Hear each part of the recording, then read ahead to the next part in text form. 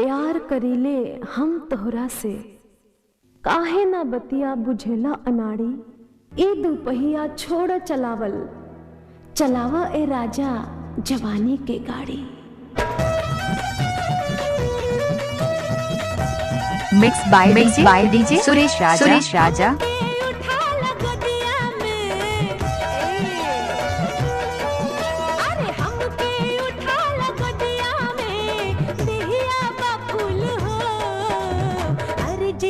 हमरा लाभ के काला कबूल हो, अरे जी तू हमरा प्यार के काला कबूल हो। हमके उठा लो गोदिया में, हमके उठा लो गोदिया में, दिहिया बबूल हो, अरे जी तू हमरा लाभ के काला कबूल हो, अरे जी तू हमरा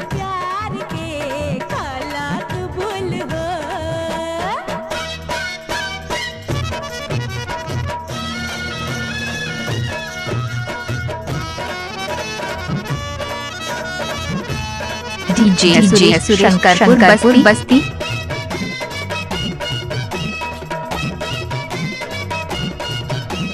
तोहरे लबा जवानी, तोहरे लबा उमरिया, काहे लड़ावे लोना हमरा से तू नजरिया।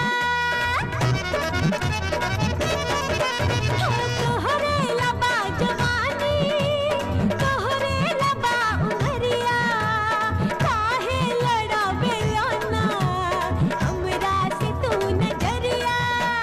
चुम्मा तू ले ला होठवा में,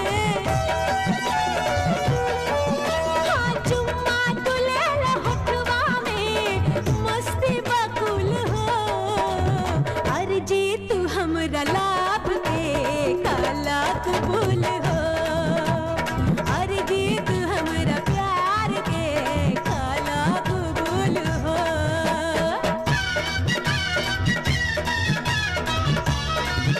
मिक्स बाय सुरेश बाबूलमिया।